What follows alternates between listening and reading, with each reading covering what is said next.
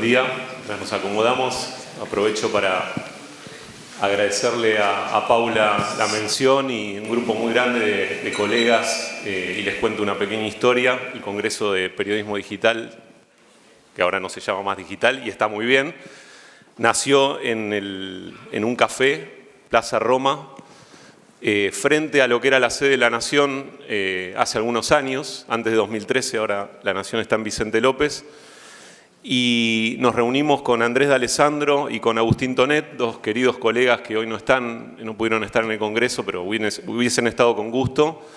Y nuestra fuente de inspiración fue el Congreso de Huesca, en España, un congreso de periodismo regional, pero que en realidad empezó a ganar notoriedad y se convirtió en una referencia de encuentro de colegas. Y también en ese Congreso de Periodismo Digital de Huesca, en España, se hacía un coloquio que a mí me llamaba mucho la atención porque convivía gente del diario El País, con El Mundo, con todas las casas editoriales españolas que eran competencia en ese momento incipiente del periodismo en Internet. Y lo hacían en un ambiente de confianza, de cordialidad, compartiendo experiencias y aprendiendo uno de otro, ¿no? Algo bastante difícil de lograr, sobre todo en los últimos años de una Argentina tan marcada por la división, ¿no? Y creo que Córdoba representa un centro de encuentro profesional, de gente que recién arranca en la profesión, pero también periodistas de mucha trayectoria que ya han pasado por todas las plataformas.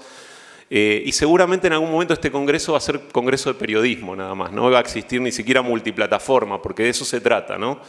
Así que mi recuerdo y mi cariño para estos dos colegas con los que soñamos con esto, y la verdad que es muy emocionante ver la sala llena, la organización, el profesionalismo que le pone la universidad y todo el staff de FOPEA a un encuentro que todos los años mejora, ¿sí? Y nos da también mucho insumo y mucho contenido para aprender sobre todo, ¿no? Y yo particularmente hoy en este panel vengo a aprender, ¿sí?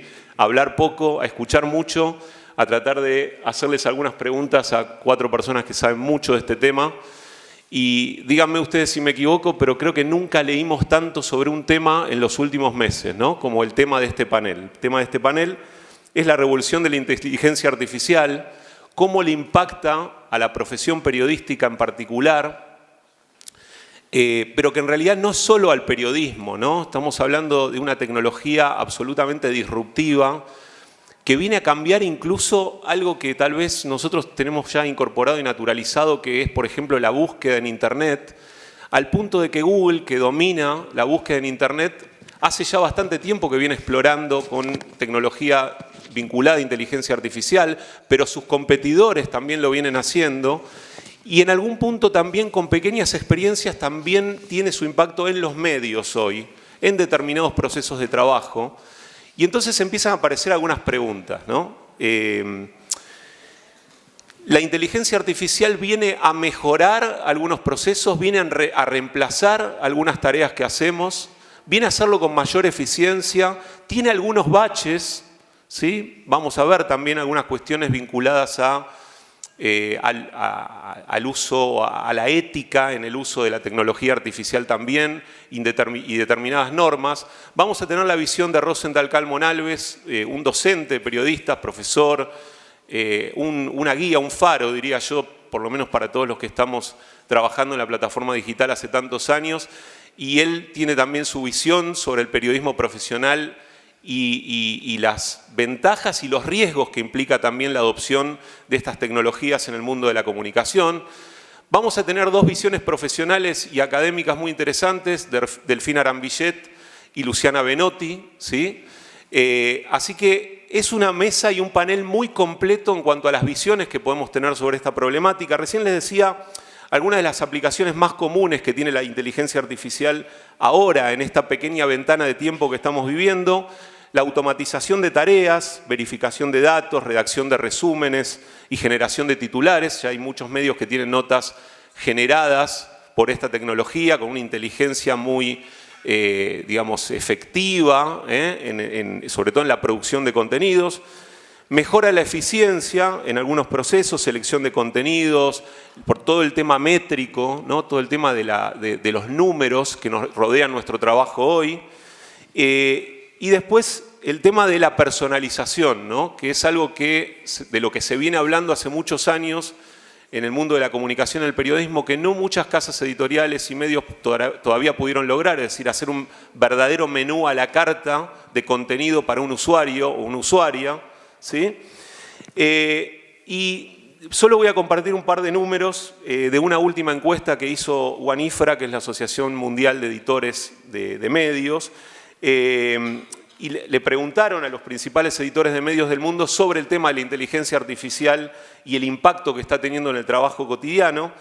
Y algunos números comparto. El 49% de los editores afirman que ya usan, por ejemplo, ChatGPT en las redacciones, y de ese casi 50% el mayor uso se lo dan a creación de textos y sumarios, corrección de textos, es decir, tecnología eficiente para corregir errores, mejoras en los procesos de trabajo, mejoras en las búsquedas, ¿no? En la selección y búsqueda de contenido en Internet, creación efectiva de notas, traducción y personalización e interacción. Por ejemplo, los chatbots, ¿no? Que es un nivel de interacción y de pregunta y respuesta muy eficiente que hoy se está usando. ¿Quiénes usan inteligencia artificial en las redacciones? El 32% el área de management o el área de gestión, quienes están a cargo de los equipos. Y el 27%, ¿sí?, más la parte periodística de redacción o de creación de contenidos. Por supuesto, todo esto son apenas números, pero dan cuenta de un panorama, ¿sí?, sobre el uso de la inteligencia artificial.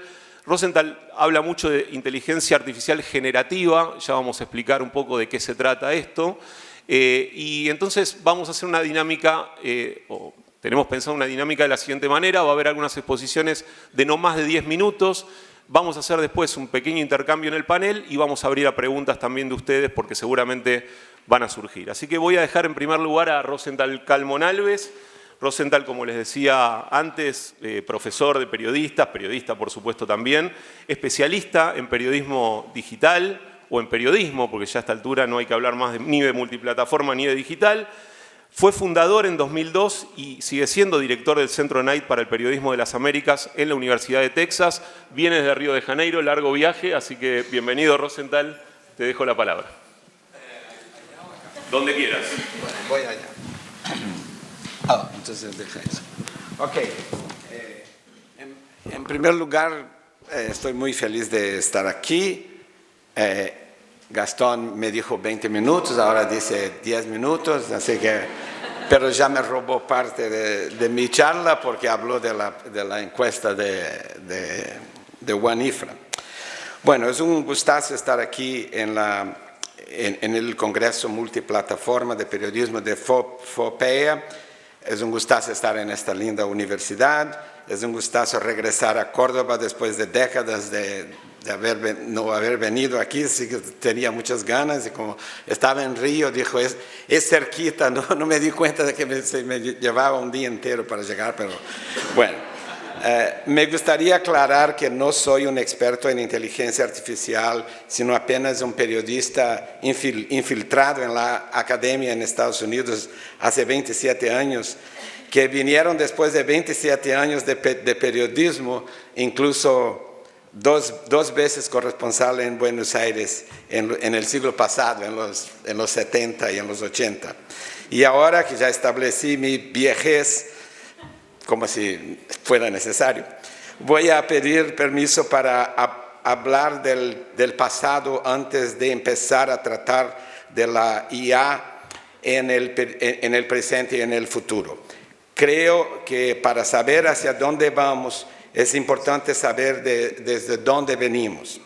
Déjame contarles que mi aha moment, mi momento eureka, fue en 1987, creo que el mismo año que vine aquí a Córdoba por última vez. Pero ya me había ido de Argentina, estaba en la Universidad de Harvard como becario del programa para periodistas Nieman. Estuve allá en un seminario que cambió mi vida. Era sobre la gran revolución digital que estaba por ganar grandes proporciones. No se sabía exactamente cómo y cuándo habría el Big Bang, la explosión de la revolución digital. Pero sí se sabía que esa revolución iba a cambiar profundamente el mundo y principalmente el ecosistema mediático. Les cuento eso porque en los últimos años yo empecé a tener la misma sensación que tuve en los años 80. Viene algo nuevo que va a cambiar radicalmente otra vez el ecosistema digital con efectos aún más avasalladores que el impacto que la web y los celulares después tuvieron en las últimas 3 décadas. Cuando asistí en 1987 al seminario de uno de los fundadores del Media Lab del MIT, no sabíamos que poco después Tim Berners-Lee iba a inventar la web y luego Marc Andreessen crearía el primer browser navegador comercial que popularizaría la Internet como la conocimos hoy. Yo pensé, y lo dije en Buenos Aires en el Congreso de FOPEA, cuando fue en noviembre, que metaverso sería lo que fue la web, la explosión, la manifestación de esta nueva etapa.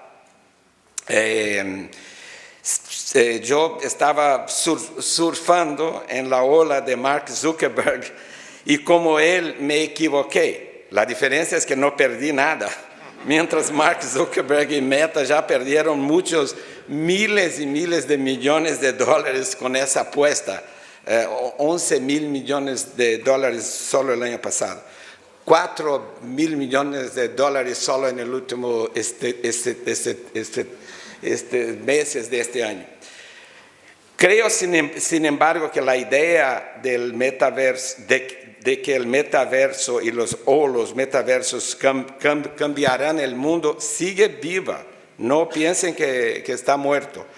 Probablemente yo no estaré más aquí en este mundo para ver eso, pues puede tardar aún más. Pero quizás algún día Mark diga que el que ríe por último ríe mejor. Puedo explicar eso después si hay alguna pregunta, pero en fin. Ok, al fin y al cabo no fue metaverso que explotó, marcando lo que considero el inicio de una nueva fase de la revolución digital. Fue la inteligencia artificial generativa, los Large Language Models, grandes modelos de lenguaje en redes neurales que son capaces de predecir la próxima palabra en una frase y van aprendiendo con los datos o la información que se les suministra. En otras palabras, herramientas digitales capaces de contestar preguntas complejas. Su capacidad de conversar, contestar a esas preguntas completas en segundos, crear poemas, componer música, diseñar, crear voz, imagen, todo eso agarró el mundo de sorpresa desde fines del año pasado. Cuando me propuse a participar de este panel, mi intención era explicar este contexto histórico y rápidamente explorar un poco las posibilidades del futuro que nos espera como periodistas. De repente, mientras me preparaba en Río para venir a Córdoba, algo absolutamente extraordinario ocurrió esta semana, que seguramente ustedes vieron. El impresionante manifiesto el martes de líderes, más de 350 líderes y expertos en inteligencia artificial. Un impactante manifiesto en una frase de 22 palabras en inglés, por lo menos que dice en una traducción libre.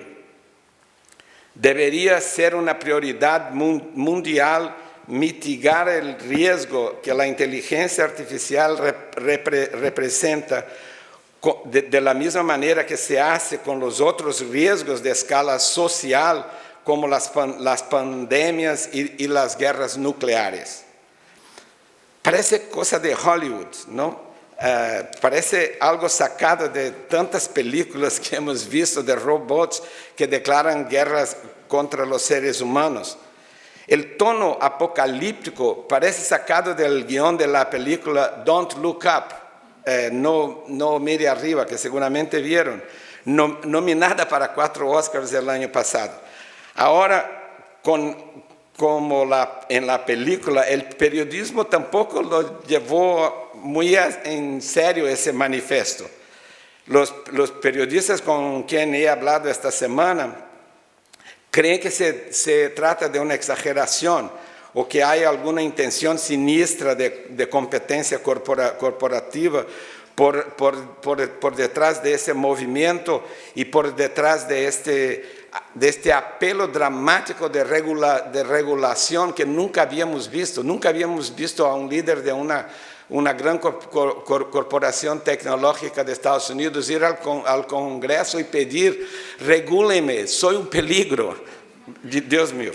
En todo caso, lo cierto es que la inteligencia artificial generativa está aquí. Es un fenómeno extraordinario que va a afectar a todos nosotros. Regresando a mi comparación con el inicio de la fase anterior de la revolución digital, vale notar que la web se originó en una Internet que hacía años dejara de ser una operación militar secreta y ya era, hace años, un sistema civil regulado por organizaciones sin fines de lucro o gubernamentales que crearon y todavía enforzan estándares, protocolos, ponían límites y garantía la interoperabilidad y visaban el bien común. Verdad que más tarde se tornó la Internet muy comercial, dominada por unas pocas corporaciones gigantes cuyas actividades no fueron reguladas a otros niveles, además de la infraestructura que permite que funcione. Ahora, la situación actual es distinta. La inteligencia artificial, el metaverso, blockchain, criptomonedas y todo lo que se está cocinando tiene orígenes puramente comerciales, corporativas, con objetivo de lucro. Si pensamos que pese su origen civil y bien intencionado, la web abrió camino para lo que tenemos hoy, principalmente con la cacofonía creada por las redes sociales, la nefasta infodemia de las fake news y las manipulaciones. Imaginemos lo que podrá suceder si el mundo no despierta ahora para mitigar los efectos más peligrosos de la inteligencia artificial y de esta nueva etapa de la revolución digital.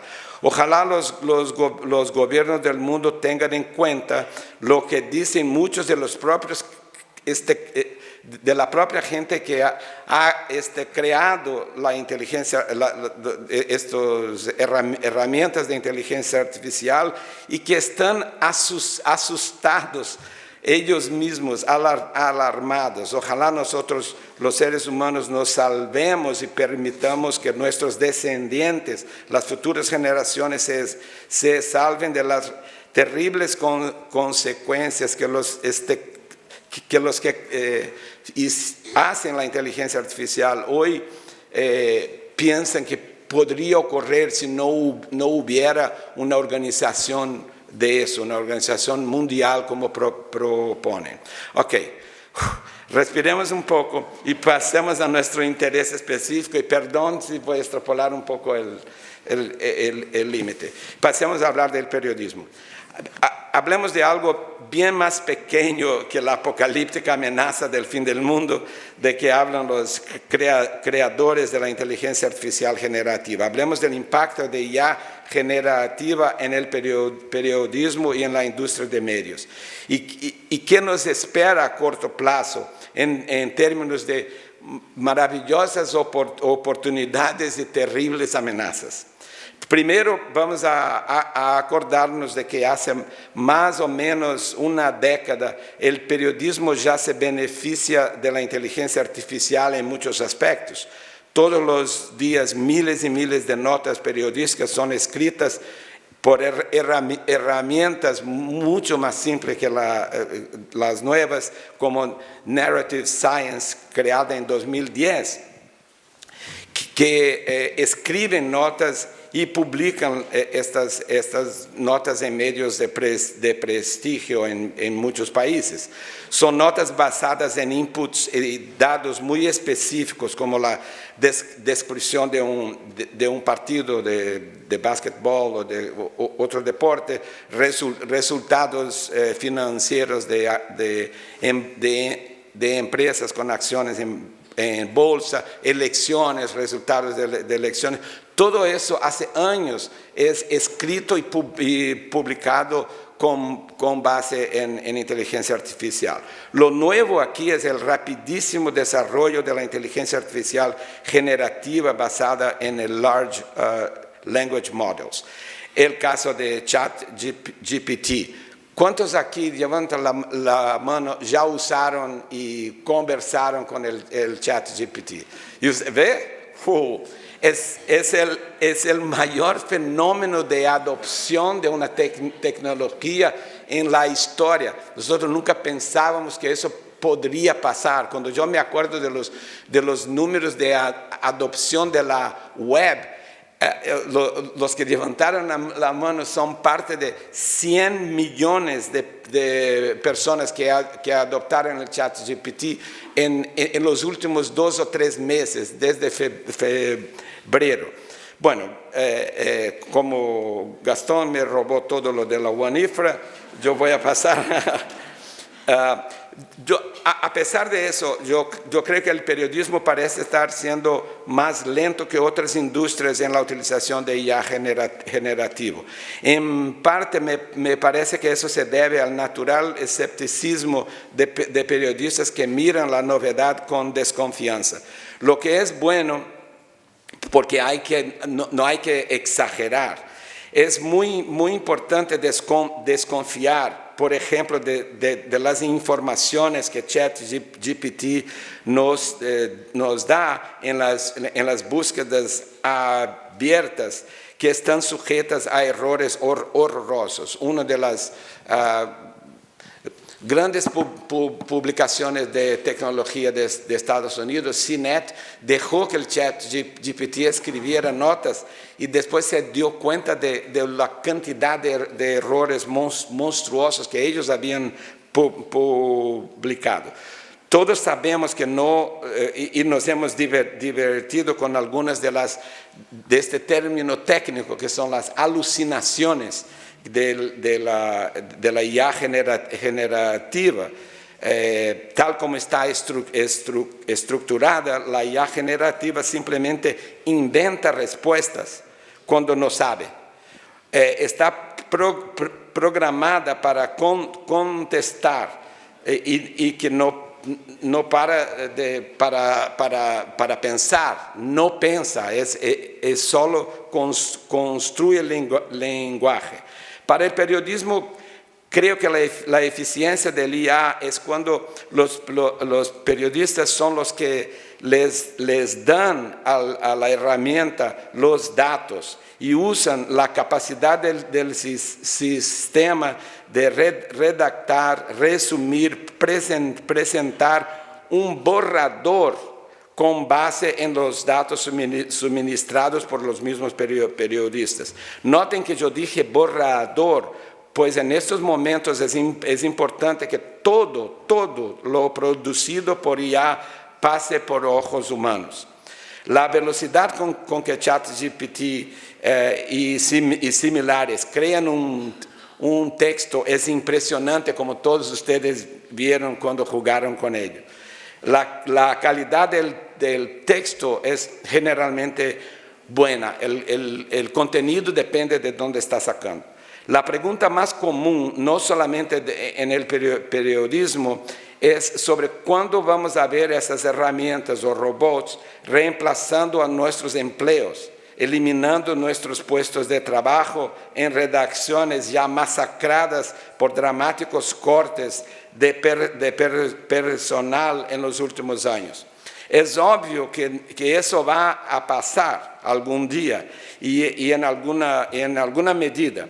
Pero la respuesta inmediata de periodistas más entusiasmados en esa tecnología es que no, que estas herramientas solo sirven para mejorar la productividad, que vaya a decir a los patrones, ¿no? Para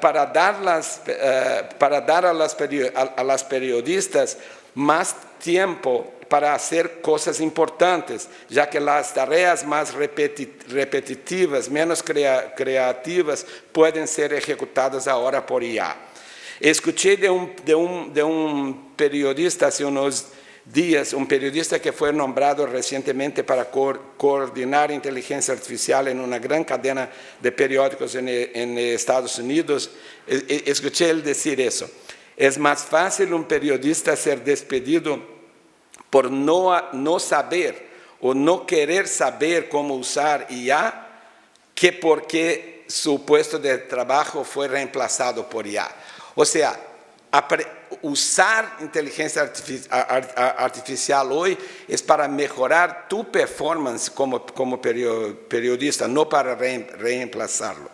La rápida adopción de IA en las redacciones es inevitable, pero hay que ir con mucho cuidado y tratar esa adopción a la luz de los principios éticos y deontológicos que son fundamentales para el periodismo. En esa encuesta de Wanifra, solamente 20% de los periódicos que están usando IA dijeron que tienen guidelines, que tienen reglas para el uso. Es imperativo que ahora mismo se empiecen a establecer esas reglas en cada periódico. Cuando yo pregunté al propio ChatGPT ayer qué cuidados las periodistas deben tomar cuando lo usan, el GPT contestó muy cautelosamente que en 5 áreas. Verificación, como que dije, es necesario chequear todo lo que yo te digo, yo no confío en lo que yo te digo. El segundo, contexto y análisis. El GPT recomienda que la periodista use su conocimiento para dar contexto y hacer un análisis bastante crítico de lo que él mismo le dice.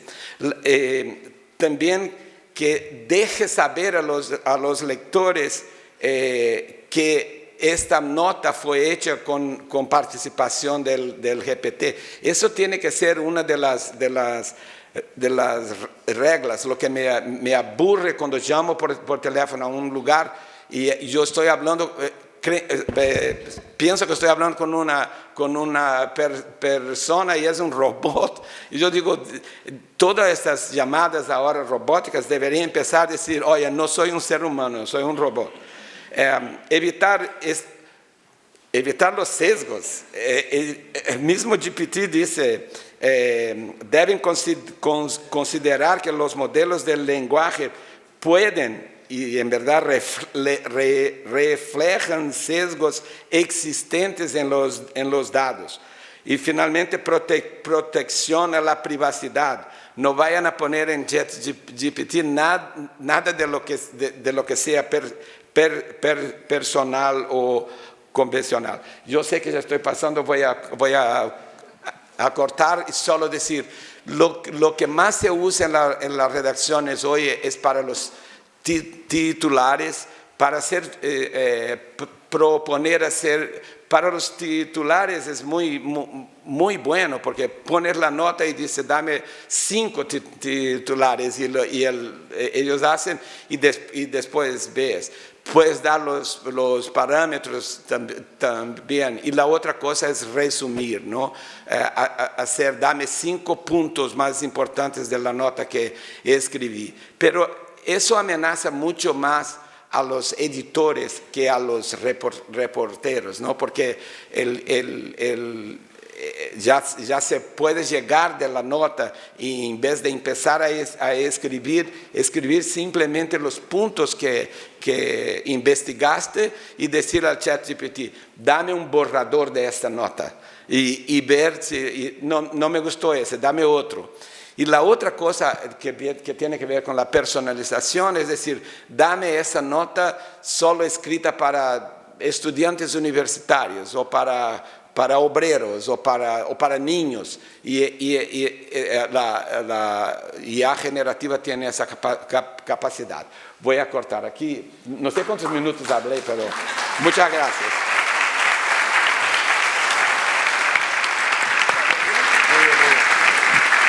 Gracias, Rosenthal, por la intervención. Bueno, le damos pie, así sin demorar, a Delfina Arambillet, periodista especializada en datos, inteligencia artificial, aprendizaje y diversidad en Globant ahora, ex integrante del equipo de La Nación Data en La Nación. Delfi, cuando gustes. Bueno, gracias. Hay unas slides, no sé si... Vamos a correr un poquito. Porque... Esto no sé si... Ya vamos. Bueno, gracias por la invitación, la verdad es un honor estar acá con semejantes panelistas. Bueno, como mencionaba Gastón, trabajé durante 3 años en La Nación Data, soy periodista.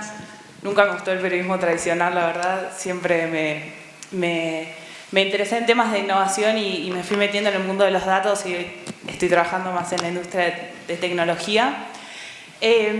Pero, no sé si las slides...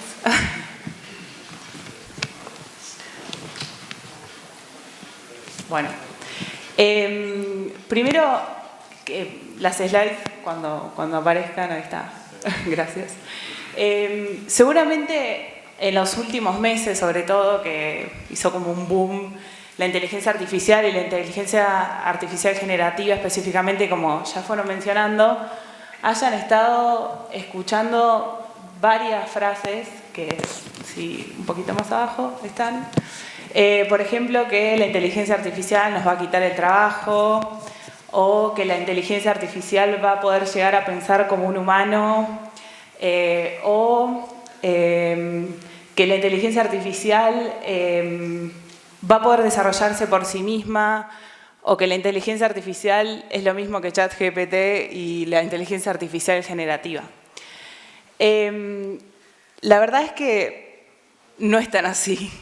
Un poco lo fue mencionando Rosenthal, porque, si quieren ir un poquitín más abajo, más. Bueno, ahí va un meme para decir que no es así, y un cachitín más abajo. La foto, perdón. Ahí va. La verdad es que la inteligencia artificial, si tenemos que poner una imagen, se asemeja más a esto que a las imágenes de robots o de Matrix que comúnmente miramos. Y esta foto viene de un proyecto que se llama Better Images of AI, que es un proyecto o mejores imágenes de la inteligencia artificial, que lo que busca es justamente traer imágenes que reflejen mejor cómo es la inteligencia artificial y desmitifiquen un poco esta idea de Matrix y inteligencia artificial que nos va a superar como humanos. La inteligencia artificial tiene que ver más con personas construyendo, personas etiquetando datos, diseñando modelos, desarrollando modelos y personas desarrollando modelos al servicio de problemas que tenemos como humanidad. Si quieren ir creo que se puede pasar. Ahí está. ¿Por qué? Porque no me apedreen con esta frase, pero la inteligencia artificial por sí sola la verdad es que no sirve para nada. Hemos visto un montón de proyectos, y no solamente de inteligencia artificial, sino de tecnología en general, que, nada, como tuvimos una idea en la ducha, ¡ay, hagamos esto!, pero no responde a ningún problema y terminan fracasando. Todos los proyectos que desarrollemos con inteligencia artificial tienen que siempre responder a un problema y que esté al servicio de nuestras comunidades. Como una definición muy general, y después Luciana va a dar un mejor doble clic que yo, la inteligencia artificial se la tenemos que definir para poder un poco desmitificar todo esto que veíamos al principio, es una rama de las ciencias de la computación que se refiere al desarrollo de sistemas informáticos que son capaces de realizar tareas que normalmente requieren inteligencia humana. Sí hay sistemas que son mucho mejor en encontrar patrones, porque o sea, nosotros tenemos no una capacidad limitada, pero o sea, a nadie le divierte estar viendo millones y millones de datos y viendo un patrón, y también es muy difícil. Entonces estos sistemas están entrenados para encontrar patrones y pueden ser tal vez mejores en una tarea que nosotros, pero no en encontrar problemas, en poder desarrollar soluciones a esos problemas. Y acá quería traer una definición. Detrás de la inteligencia artificial, como ustedes ya sabrán, hay algoritmos.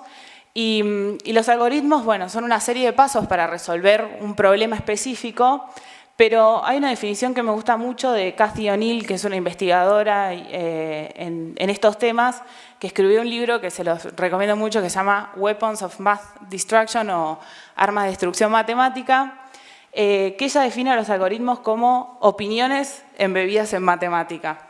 Y lo compara con, por ejemplo, una receta de cocina.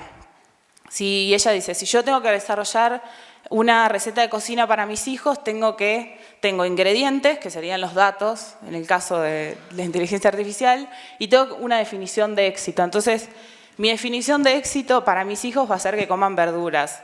Pero la definición de éxito para mis hijos no van a ser verduras porque no les gustan, van a ser, no sé, milanesas o papas fritas. Entonces, siempre hay que tener en cuenta que los algoritmos detrás de la inteligencia artificial son opiniones o son sesgos embebidos en matemática, y lo traigo a colación por algo que vamos a ver más adelante, pero hay que tener mucho cuidado.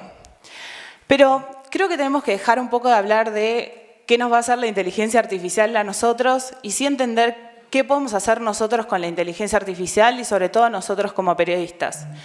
Y lo resumí en 3 puntos. El primero tiene que ver mucho con optimizar procesos. Rosenthal los mencionaba mucho.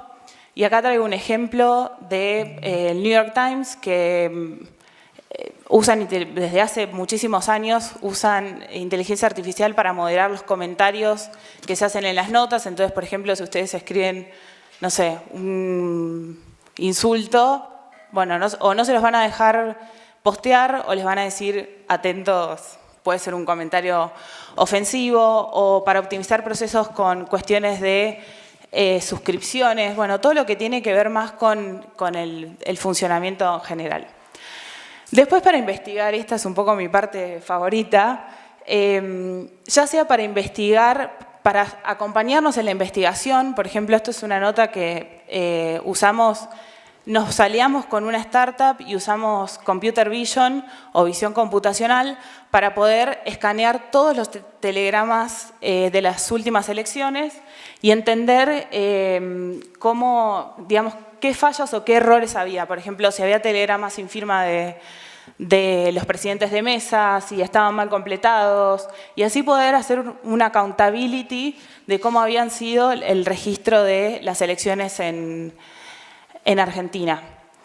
O también, por ejemplo, no solo para acompañarnos en la investigación, sino también para poder investigar sobre estos algoritmos. Y vuelvo a lo que hablábamos recién, de que los algoritmos son opiniones embebidas en matemática.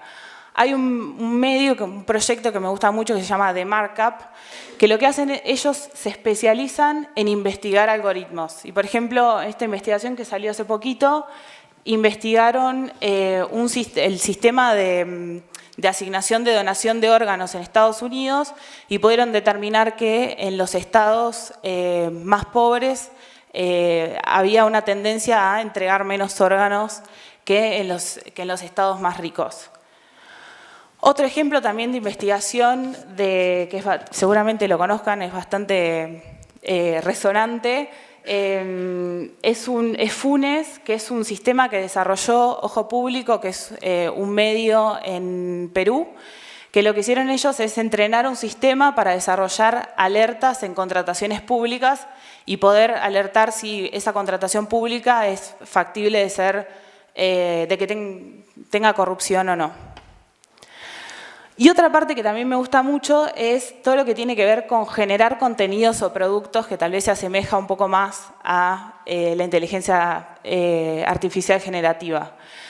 Este ejemplo es sinceramente uno de mis favoritos. BR Data, que es una cadena de medios en Alemania, desarrolló un framework para no solamente generar una dieta personalizada de temas, sino también generar una dieta personalizada de formatos. O sea, yo puedo determinar que a Gastón, perdón que te pongamos como ejemplo, le gusta temas de economía y le gusta consumirlos en video. Entonces, con inteligencia artificial voy a generar un output súper personalizado para Gastón y otro personalizado completamente diferente para Rosenthal, que tal vez le gusta leer.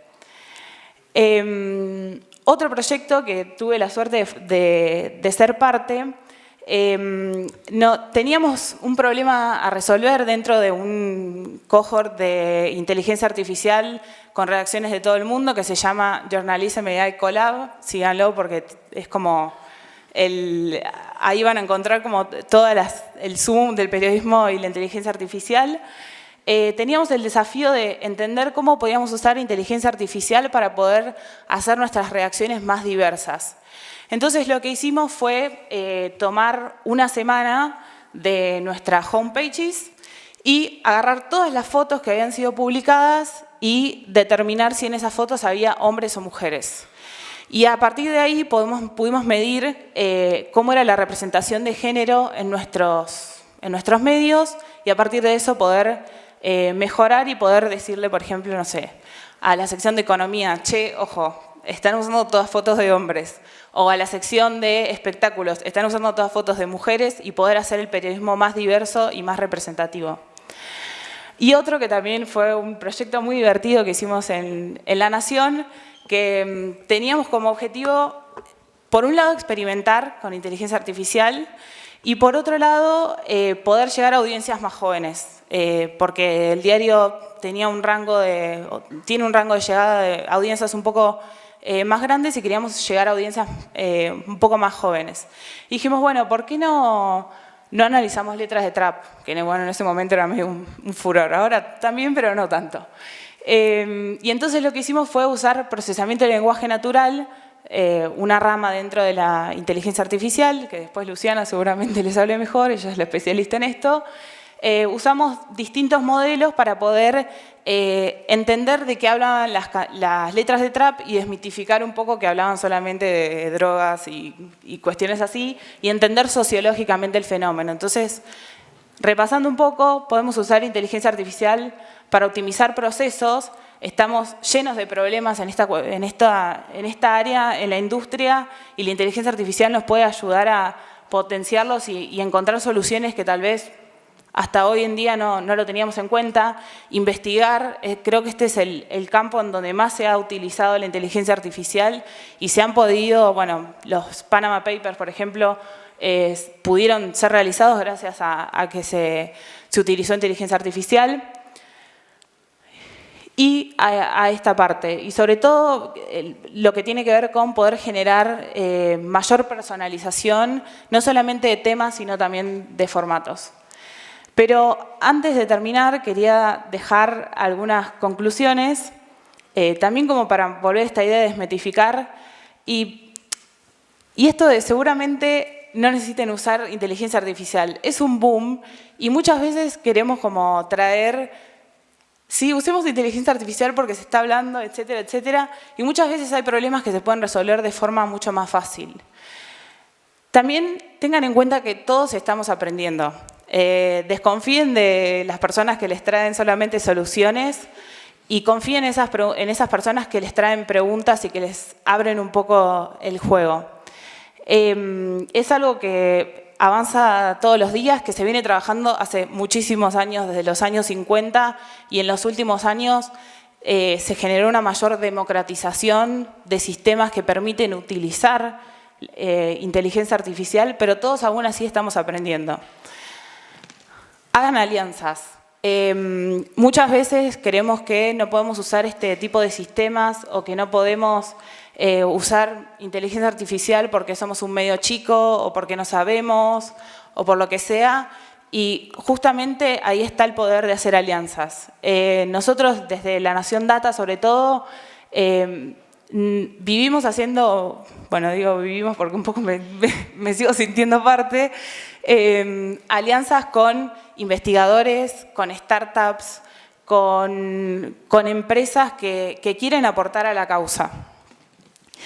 Y traigo esto de que quieren aportar a la causa y que tengan en cuenta lo de hacer de alianzas porque no nos olvidemos que nosotros somos una industria que tenemos un propósito, que no estamos acá solamente para generar dinero y ya, sino que estamos acá por algo un poco más grande, por poder colaborar con la democracia, por traer un cambio al mundo. Entonces, creo que hoy en día tenemos una gran oportunidad de poder tomar todas estas tecnologías que nos van a permitir poder escalar nuestros proyectos, que nos están permitiendo escalar nuestros proyectos y que nos están permitiendo también encontrar respuestas o soluciones a problemas de siempre. Entonces, mi invitación es más a que nos inspiremos en todo este congreso y que consuman contenidos de inteligencia artificial y que se formen y hay un montón de oportunidades para hacer esto. De hecho, si les interesa lo que yo mencionaba recién del Journalism AI, ellos tienen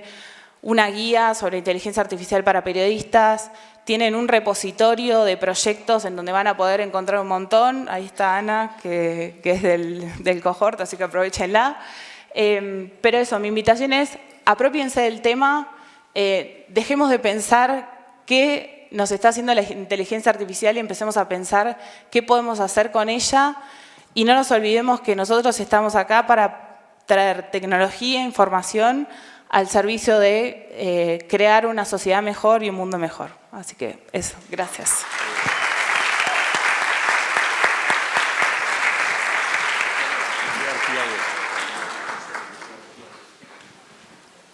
Gracias, Delphi.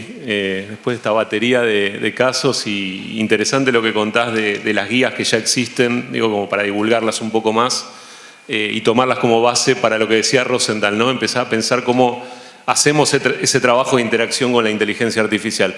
Le vamos a dar pie ahora a Luciana Benotti, que va a hacer un link perfecto con lo que presentó recién Delphi. Luciana es doctora en informática e investigadora del CONICET en la Universidad Nacional de Córdoba y es la primera latinoamericana en obtener el cargo de chair, cargo principal de la Asociación Norteamericana de Lingüística Computacional. Espero haberlo dicho bien, porque es un poquito complejo el nombre. Así que le damos pie a Luciana, que va a hacer una breve presentación y después va a cerrar Ernesto Fernández Polcuch, director regional de UNESCO para Latam y Caribe. Luciana.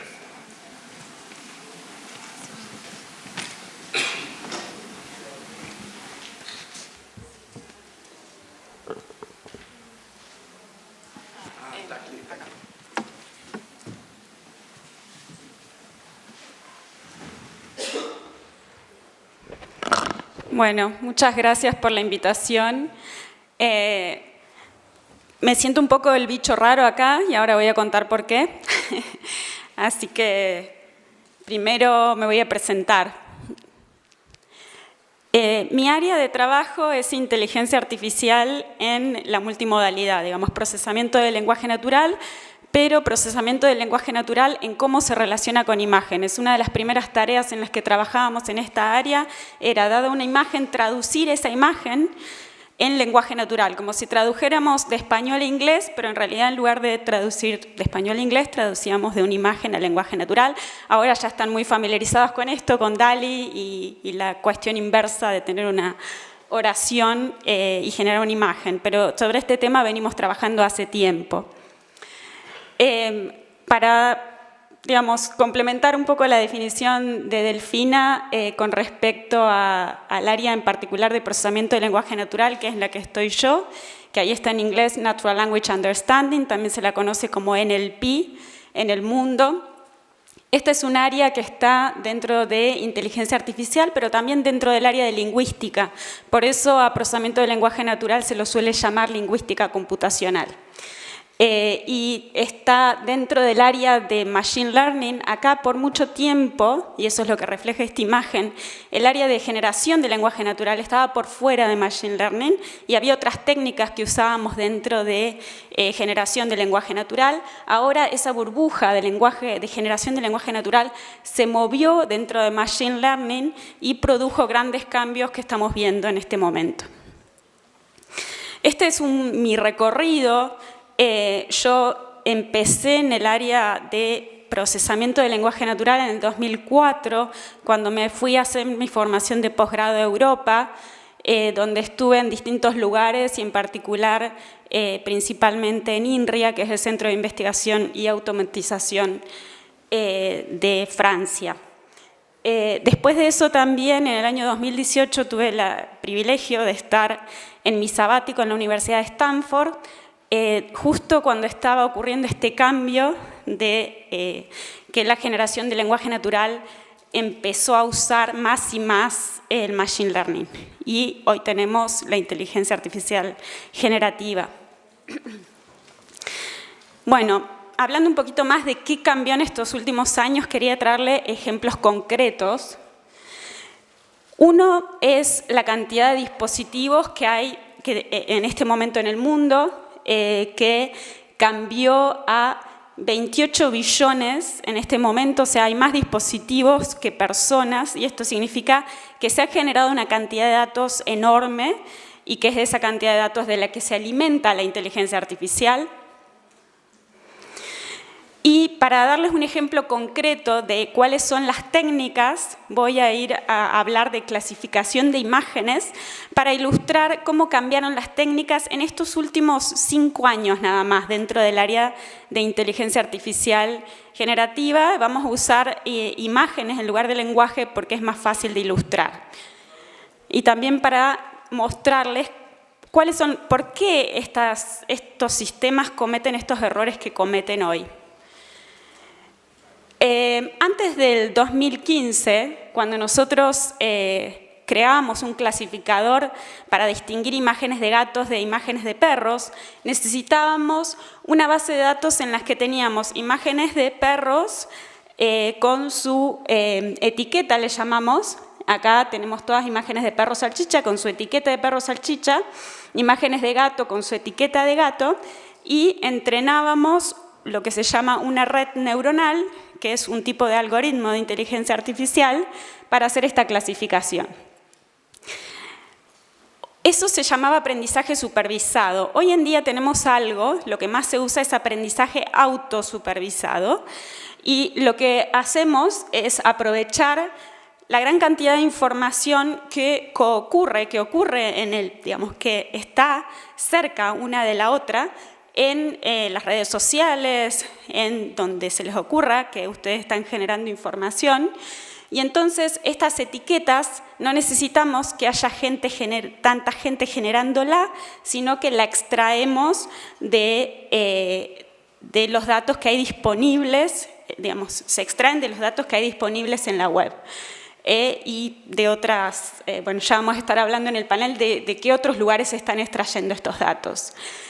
Esto no quiere decir que no hagan falta estos etiquetadores, como hablaba Delfina, todavía eso es muy importante y hay mucha gente trabajando ahí por muy poca plata en realidad.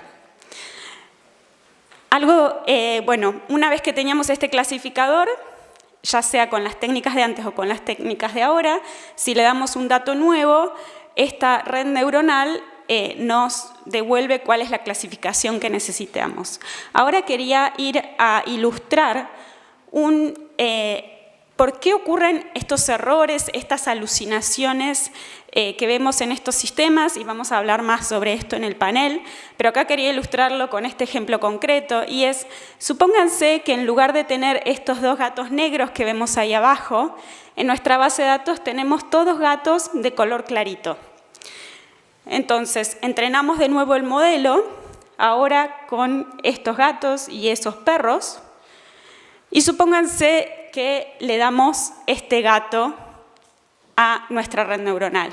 Es muy probable que nuestra red neuronal nos diga que esto es un perro salchicha, porque aprendió a relacionar el color con la clasificación.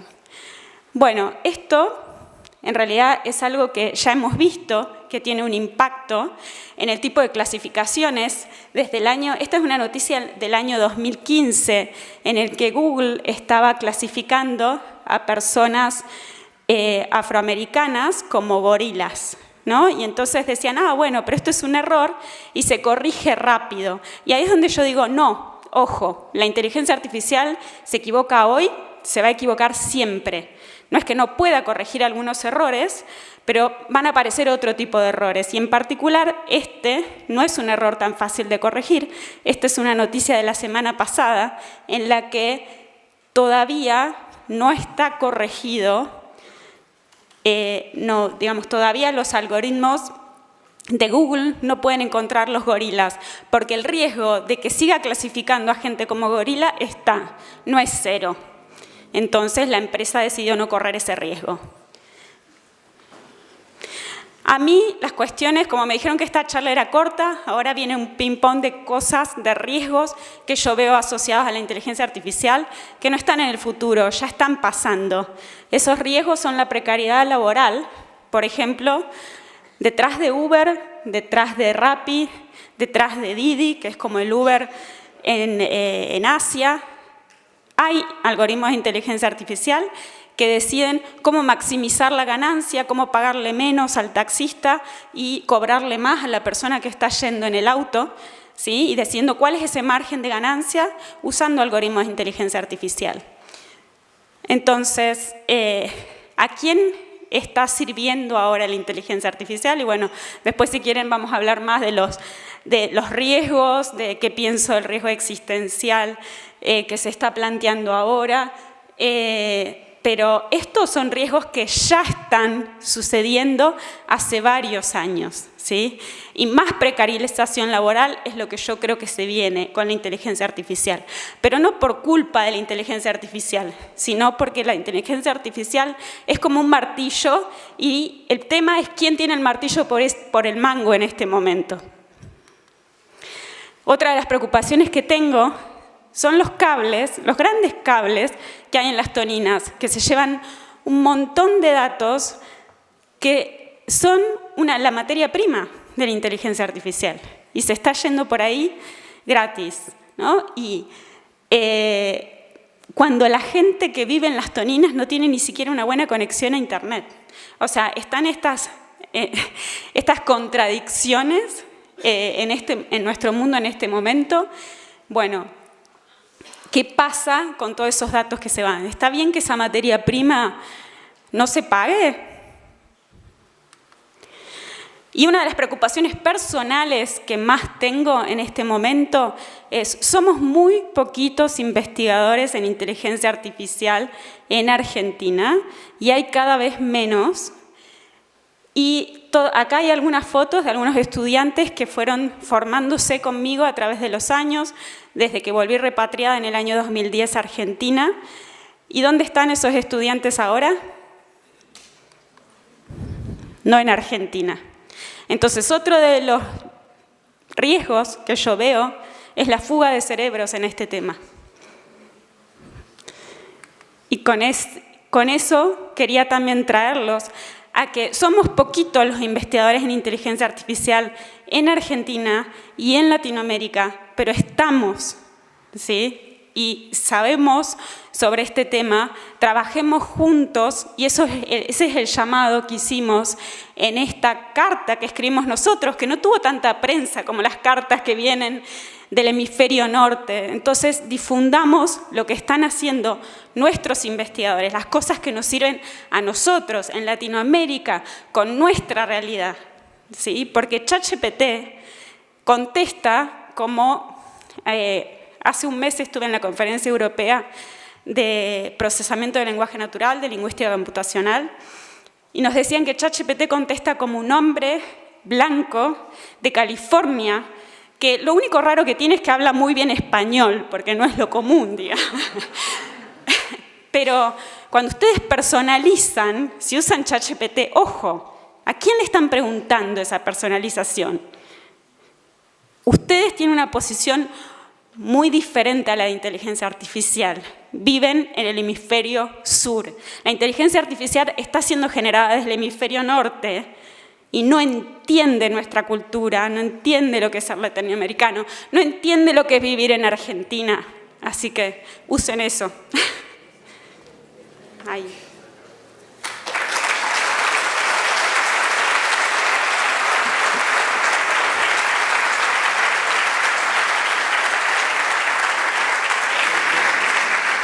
Gracias, Luciana. Bueno, le damos espacio ahora a Ernesto para cerrar las presentaciones y después dar unos minutos si llegamos. Acá me hacen seña de que estamos un poco justos, pero Ernesto, adelante. Bueno, entendí el mensaje.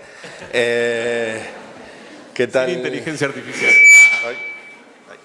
Bueno, ¿qué tal? Buenos días a todas, todos. Hablando de bichos raros, que decía Luciana, yo soy el bicho raro con corbata, que veo que eso muestra que no soy periodista.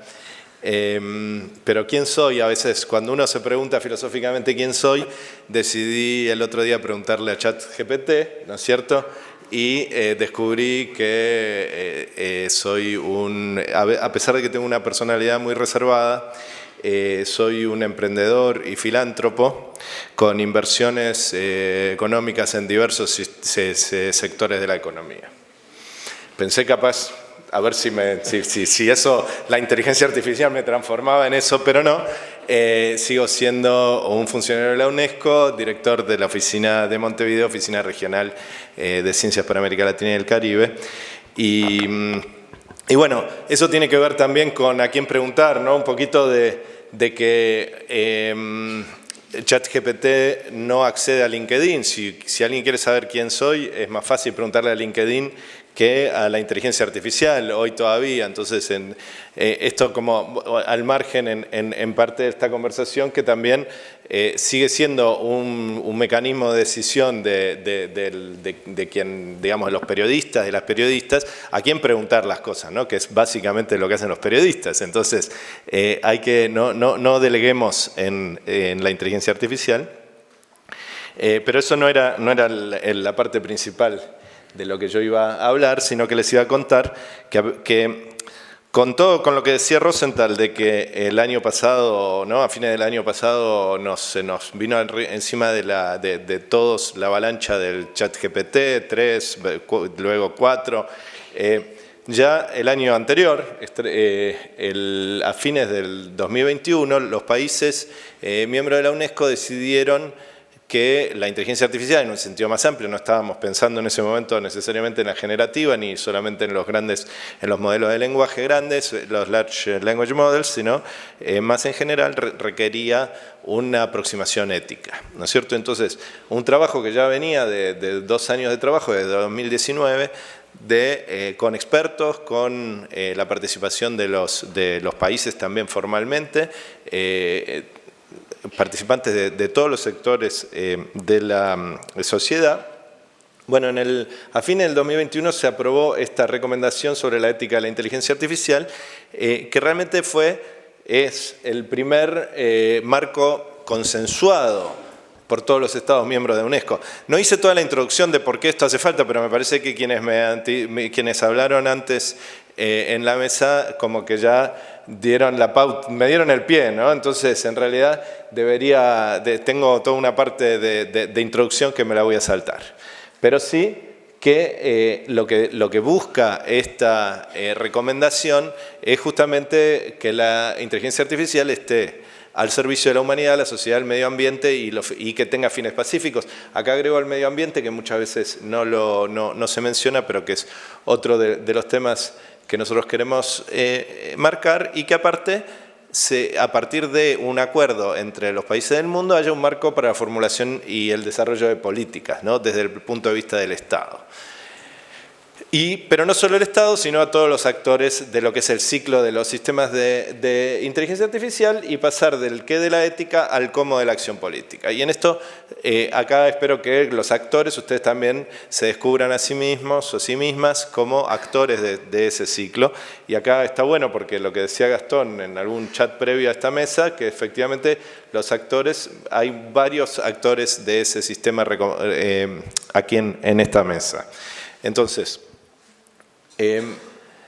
Esta que es la transparencia, me parece, bueno, dije transparencia, que acá muchos de ustedes no saben lo que es, pero, y que me vende un poquito respecto de que no soy de la generación Z, pero, ni de los millennials. Aquí lo que vemos en esta transparencia son dos cosas sobre las que quisiera detenerme brevemente. Una son los valores y otros son los principios que marcan lo que para nosotros debe ser la inteligencia artificial. O hacia dónde debe ir la inteligencia artificial. Y cuando digo para nosotros es una forma rara, porque nosotros, puedo ser el secretario de la UNESCO, pero también son los 193 países que como estados, no como gobiernos necesariamente, sino realmente como estados han suscrito esta recomendación. Hago una nota al costado. Ustedes se preguntarán qué es eso de recomendación, tal vez. Es el lenguaje Naciones Unidas. Entonces, las Naciones Unidas tienen por lo menos 3 tipos de forma de pronunciarse. Lo primero que hay son las declaraciones, donde hay una declaración que es una declaración de principios, que es eso, ¿no? Y luego, en el otro extremo, están las convenciones, que una vez ratificadas se incorporan a las leyes de los países y por lo tanto son obligatorias para todos los países que las ratifican, son de obligatoria aplicación porque son parte de las leyes. Digamos, dentro de las convenciones de la UNESCO, la de Patrimonio Mundial, que hoy acá en Córdoba tenemos bastante sitio de Patrimonio Mundial. Bueno, para ser Patrimonio Mundial tiene que ser exactamente dentro de los reglamentos de la convención. La recomendación es algo entre medio, es donde declaramos principios y monitoreamos su implementación. No tenemos capacidad de enforcement, diría en inglés, de garantizar que se cumplan. Pero bueno, entonces estos principios, nosotros estos principios y estos valores estamos desarrollando en este momento, porque esto es todo muy reciente, como todos se viene hablando, ¿no? Todo esto, me imagino que Luciana debe cambiar su presentación cada día, porque al nivel que la tecnología va moviéndose, bueno, nosotros estamos tratando también de ver cómo monitorear, estamos desarrollando las herramientas para monitorear y vamos a empezar en varios países de América del Sur sobre esto. Brevemente, y ya me queda poquito, pero de los principios, quiero mencionar los principios de proporcionalidad y de no causar daño, la seguridad y la protección, en especial también con relación a niñas, niños y adolescentes, el tema de equidad y no discriminación, la búsqueda, los sesgos, ¿no? contra los sesgos que también fueron mencionados antes, el tema de la sostenibilidad. Estos algoritmos también, por un lado, requieren muchísima energía, la puesta en marcha, incluso la programación, no se diría, la generación de los datos y ¿cómo dicen? El darle de comer al sistema, ¿cómo es? El entrenamiento del ChatGPT requiere una enorme cantidad de energía que quizás se podría haber usado de otra manera. El derecho a la intimidad y la protección de los datos, por supuesto, también fue mencionado hoy, ¿no? Creo que lo mencionó Delfina. La supervisión y determinación humana, también mencionado, de que no se replican. La transparencia y explicabilidad, que acá es donde estamos con muchas dificultades respecto a la explicabilidad, que es por qué un sistema el ChatGPT, uno le pregunta quién soy yo hoy y le da una respuesta y mañana se lo pregunta de nuevo y te da otra respuesta. Y entonces esto es muy difícil explicar cómo llegó el sistema, si no imposible. Hay algunos que dicen que por la forma que son ahora los sistemas, esto supongo que Luciana lo puede explicar mejor, pero que no se puede saber cómo llegó a la conclusión porque no hay un tracing para hacer desde qué datos se llegó a la respuesta, y esto sí se podría cambiar en el futuro, pero requiere tecnología. La responsabilidad y rendición de cuenta, quién se hace cargo de los resultados, la conciencia y la alfabetización, es decir, cómo la sociedad. Esto va del lado de la sociedad, la alfabetización en el sentido de lo que viene de literacy en inglés, de decir, bueno, cómo la sociedad está capacitada para usar estos sistemas, la gobernanza, colaboración multisectorial y adaptativa de todo este sistema de la gobernanza. Entonces, uno se pregunta, y voy a cerrar prácticamente con eso, bueno, pero ¿se puede regular? Hablábamos de la regulación, ¿no? Uno dice, pero estos son empresas que invierten millones. A veces parece, cuando nos planteamos que una regulación de la inteligencia artificial parece que estuviéramos como una expresión de buenos deseos simplemente y que bueno, que finalmente se va a hacer lo que quiera el Zuckerberg, ¿no es cierto? Que ese va a ser el final independientemente y si las grandes empresas, Meta, Amazon, Google, Microsoft deciden autorregularse, habrá regulación y si no, no la hay. Yo creo que nosotros creemos que no, que el compromiso, hay un rol para los estados y para la sociedad de monitorear lo que esas empresas hacen y de buscar una reglamentación global. En ese sentido, digo, ahí ya más a título personal hay dos metáforas de regulación que creo que pueden servir para pensar un poquito. La de la industria farmacéutica, uno no puede sacar un medicamento si uno simplemente porque lo puede producir, sino que para poder venderlo tiene que haber, bueno, ustedes saben, ¿no? Todo tipo de reglamentos. Y la otra es la de la aviación civil, donde uno tampoco puede ponerse comprar un avión y salir y poner una aerolínea, ¿no es cierto? Entonces, ese tipo de metáforas nos permiten pensar un poco que la regulación de las grandes empresas a nivel internacional sí es posible y tiene que implicar, por supuesto, bueno, estas son algunas áreas de... Bueno, no, creo que no voy a saltearme todo lo demás. Simplemente tiene que hablar de un consenso a nivel global donde se pueda poner en marcha desde los estados y desde la sociedad civil buscar este tipo de reglamentaciones.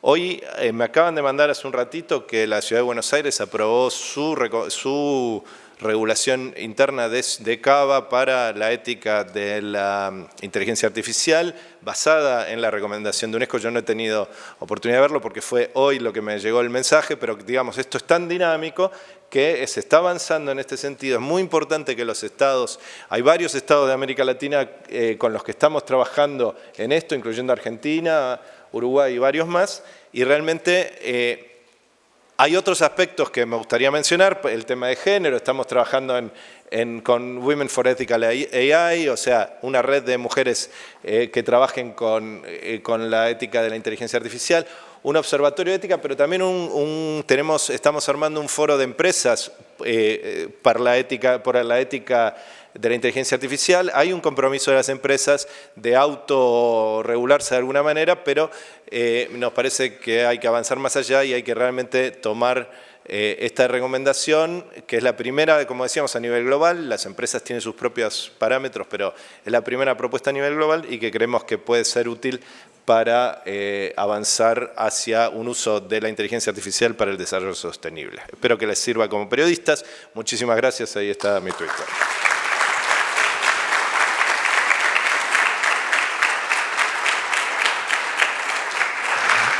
Muchas gracias, Ernesto. Bueno, voy a hacer lo que no debería hacer, que me voy a guardar todas las preguntas que tenía para este panel y voy a dejar unos minutos para que el auditorio pueda preguntar, porque me parece una picardía no darles espacio.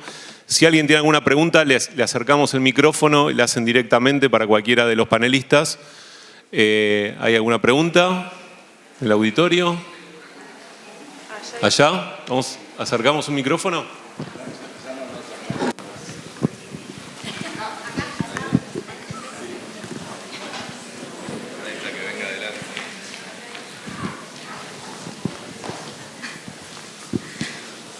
Bueno, ¿qué tal? Muy buenos días y muchas gracias principalmente por estar acá. Mi pregunta era, porque la mayoría de las redacciones ya usamos ChatGPT como herramienta, y recordando por ahí el caso de Cambridge Analytica, quería preguntar cómo podemos como periodistas para actuar en caso de que empresas o gente poderosa de cualquier origen o interés manipule esta herramienta que ya actualmente se usa para informar masivamente. ¿Quién quiere? Delfi. Hola, ahí está.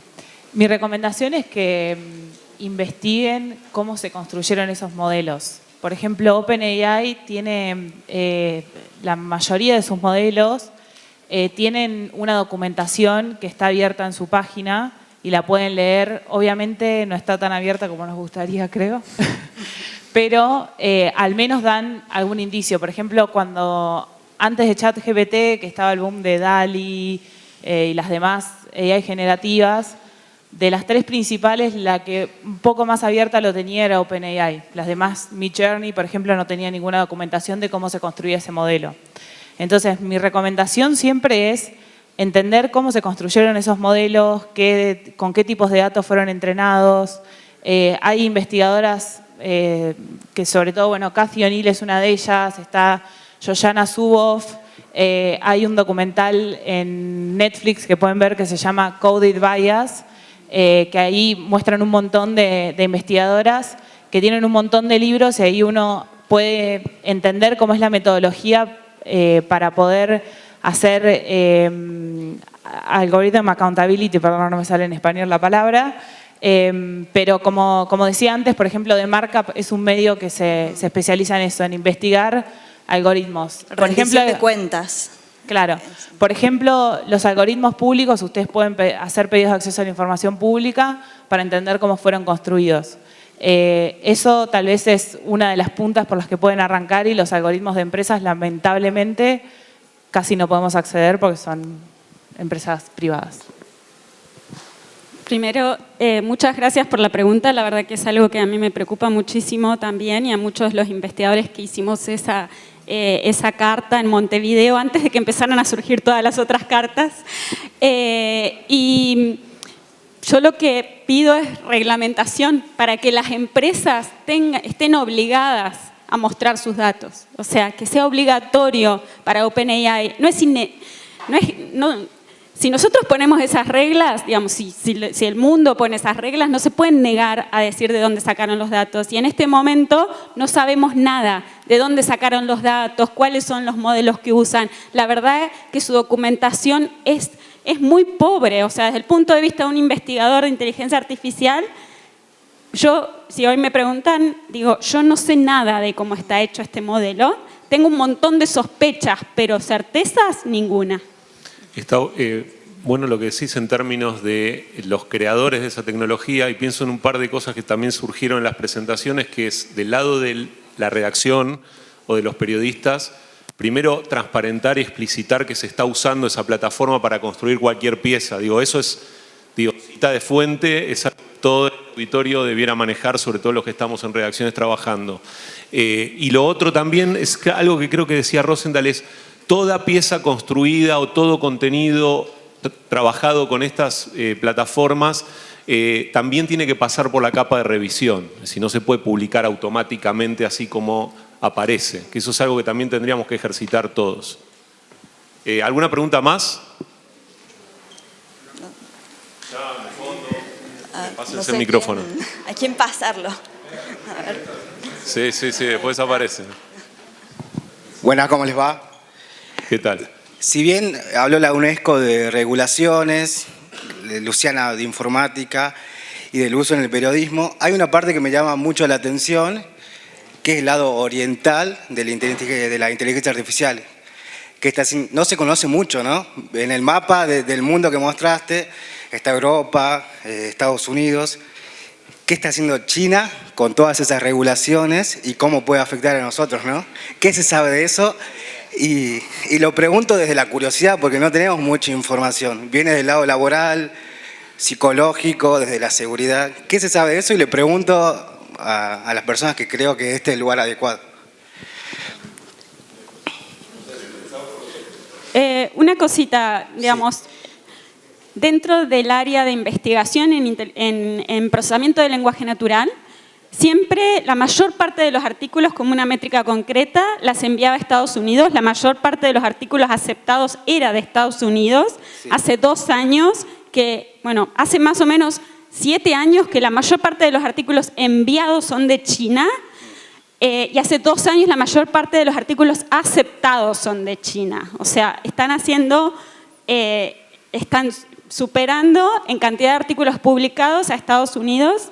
Y por otro lado, también hay un bloqueo en la información, ¿no? Es como que en Estados Unidos te dicen, porque el, 70%, me inventé esa estadística, ¿no? Del texto que hay en Internet es en inglés. ¿sí? Están mirando solo su internet, claro.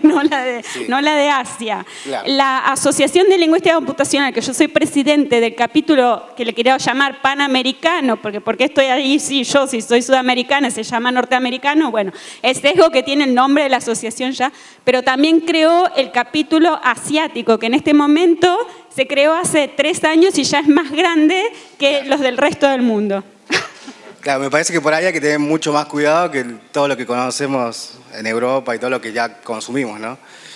Ahí yo quisiera agregar desde otra perspectiva, uno, que estamos haciendo un trabajo también con el Observatorio de Ciencia y Tecnología de la OEI, que es otro organismo internacional con el que trabajamos juntos y va a salir publicado creo que a fin de este año, sobre dónde se investiga y las cantidades, digamos, una cosa cuantitativa de la investigación y en inteligencia artificial en América Latina y comparado con otras regiones para tener un poquito...